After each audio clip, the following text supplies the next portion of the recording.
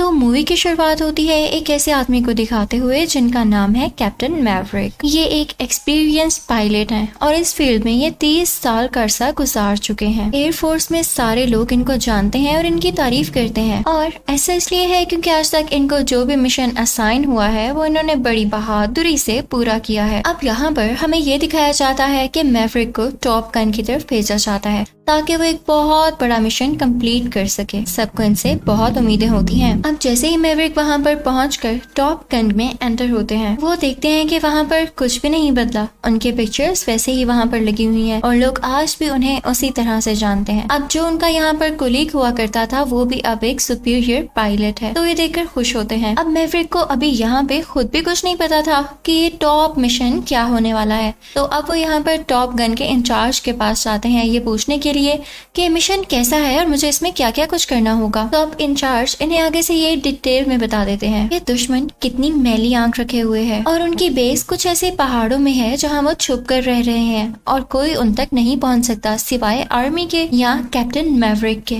जो जाकर उनको वहाँ से खत्म करेंगे, उन्हें निकालेंगे या डिस्ट्रॉय कर देंगे, क्योंकि वहाँ पर पहाड़ों में बैठे हुए दुश्मन इन पर मिसाइल लॉन्च करते हैं, तो इनको खत्म करना ही बेहतरीन हल है। अच्छा, अब यहाँ पर एक मसला है, ये पहाड़ जिस तरह से स्ट्रक्चराइज्ड हैं, यानी जिस तरह से बने हुए हैं, वो मैप काफी कॉम्प्लिकेटेड है। उसको देखकर समझ ही नहीं आ रहा होता कि कौन सा पहाड़ कहाँ से शुरू होकर कहाँ खत्म हो रहा है और दूसरा पहाड़ कहाँ पर है, मतलब वो काफी ऊपर नीचे है। तो पहले तो कैप्टन मैवरिक और उनकी टीम को वहाँ पर जाकर उनकी बेस को ढूंढना होगा, इस मैप को समझना होगा और पता लगाना होगा कि पहाड़ों में से रास्ते कौन से निकलते हैं। उसके बाद वो उनकी बेस पर हमला कर सकेंगे।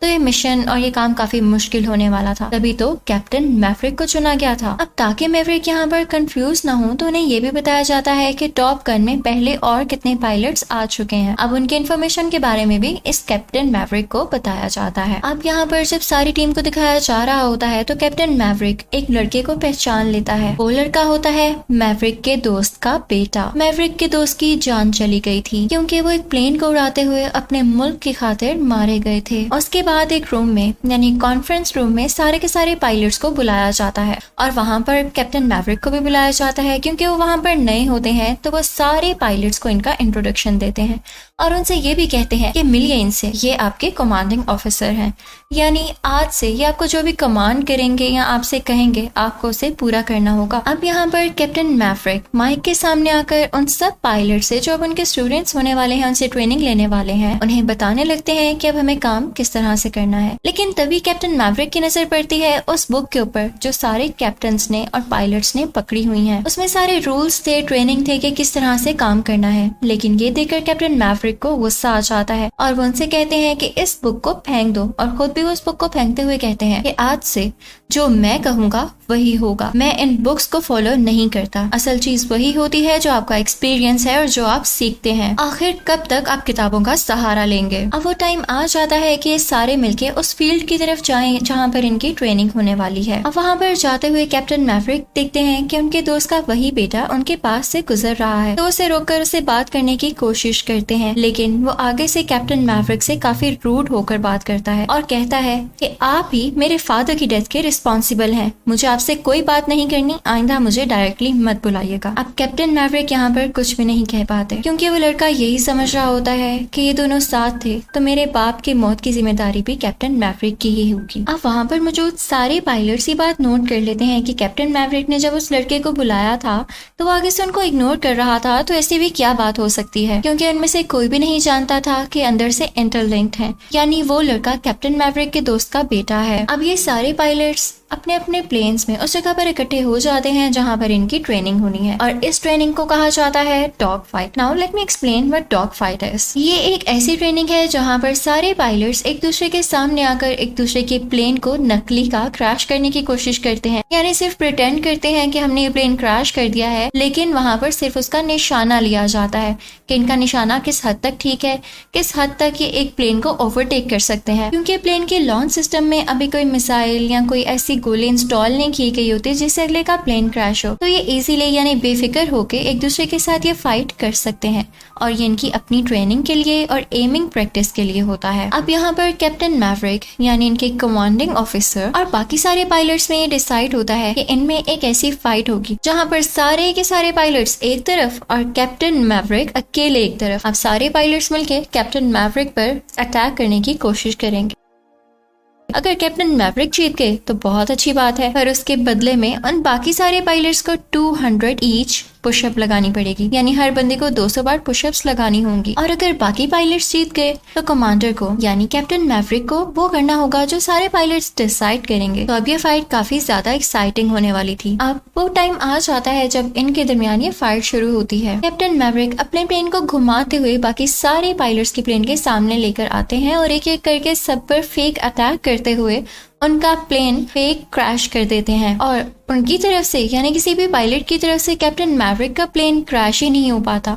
तो इसका मतलब था यहाँ पर कैप्टन मैवरिक जीत जाते हैं और बाकी सारे पायलट्स हार जाते हैं। तो उनको वो करना था जो कैप्टन मैवरिक ने उनसे कहा था। अब जब ये फाइट खत्म होती है, वो लैंड करते हैं तो उन सबको 200 पुशअप्स लगानी पड़ती हैं। और बस यहाँ पर तो उनका एनर्जी लेवल ऐसे डाउन होता है कि साथ ही उनकी नजर में और उनके दिल में कैप्टन मैवरिक की इज्जत का लेवल अप हो जाता है। यानी इस सब के बाद वो कैप्टन मैवरिक की और भी इज्जत करने लगते हैं, क्योंकि वो जान गए थे कि ये आम कैप्टन या आम पायलट बिल्कुल नहीं है और हमें अब इनकी बात मानना होगी अगर हम भी अच्छे पायलट्स बनना चाहते हैं। बस यहाँ पे आपकी जिंदगी सॉल्व हो जाती है और अच्छाई की तरफ बढ़ती है जब आप सोचते हैं कि हमें सीखने से और भी अच्छा करने का मौका मिलेगा और हम खुद को इम्प्रूव कर सकेंगे। अब उधर जो पहले सारे पायलट्स को नहीं पता था कि उस लड़के का जिसके फादर कैप्टन मैवरिक के दोस्त थे, आखिर क्या रिश्ता है कैप्टन मैवरिक से, तो आज उनको ये बात पता चल जाती है कि कैप्टन मैवरिक की वजह से उस लड़के के फादर की डेथ हुई थी। लेकिन बात असल में ये नहीं थी, जो फैक्ट है मैं आपको बताती हूँ। इनफैक्ट कैप्टन मैवरिक उस प्लेन में को पायलट थे अपने दोस्त के। जब वो प्लेन क्रैश हुआ, कैप्टन मैवरिक की तो जान बच गई,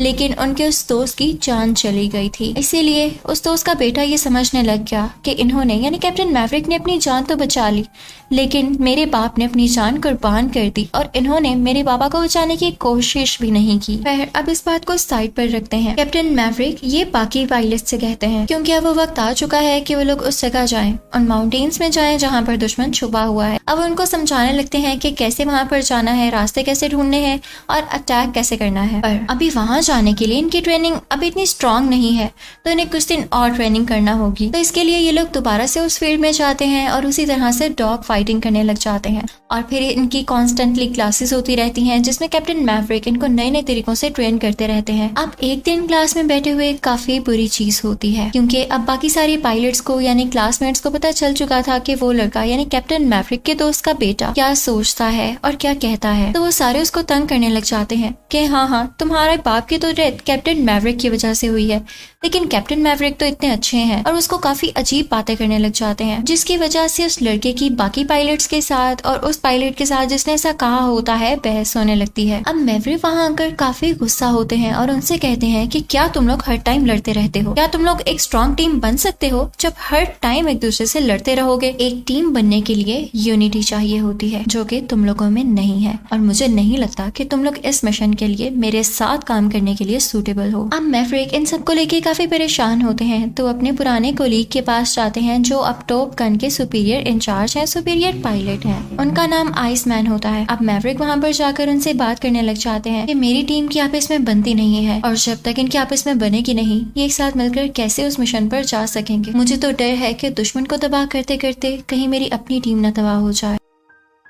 अब यहाँ पर आइसमैन बीमार होने के बावजूद उससे कहते हैं कि नहीं, तुम उनको अपने साथ लेकर चलो, तुम में टीम को लीड करने की एबिलिटीज हैं, तो तुम उनमें टीम वर्क क्रिएट करो। अब यहाँ पर वो एक दूसरे से गले मिलते हैं और कैप्टन मैवरिक वहाँ से आ जाते हैं। अब वहाँ पर आकर वो सोचते हैं कि क्यों ना कोई ऐसी एक्टिविटी रखी जाए जिसकी वजह से मेरी टीम में अपना टीम वर्क शामिल हो जाए, यानी वो एक दूसरे का साथ देने लगे, एक दूसरे का ख्याल करने लगे। अब आते ही वो एक वॉलीबॉल मैच रखते हैं, जिसकी वजह से सारे के सारे पायलट्स आपस में खेलते हैं और उन्हें फील ही नहीं होता कि कोई प्रोफेशनल ट्रेनिंग है, बल्कि वो इसको एंजॉय कर रहे होते हैं। और इस मैच का फायदा ये होता है कि उनकी बॉन्डिंग काफी अच्छी हो जाती है। फिर हम देखते हैं कि कुछ दिन बाद खबर आती है कि आइसमैन की यानी कैप्टन मैवरिक के साथी की डेथ हो चुकी है। कैप्टन मैवरिक बहुत ज्यादा इमोशनल हो जाते हैं और उनके फ्यूनरल में सैल्यूट करते हैं, यानी जो उनके फ्यूनरल के सारे रिचुअल्स होते हैं वो खुद परफॉर्म करते हैं। और ऐसा करते हुए उनकी आंखों में आंसू थे, क्योंकि उन्हें अपने दोस्त के जाने का बहुत गम था। अब इसके बाद सारे के सारे पायलट्स और कैप्टन मैवरिक के स्टूडेंट एक जगह जमा होते होते हैं और इनकी फाइनल ट्रेनिंग होती है, यानी कैप्टन मैवरिक इन्हें समझाने लगते हैं कि अब हम मिशन पर जाने लगे हैं, हम में टीम वर्क होना चाहिए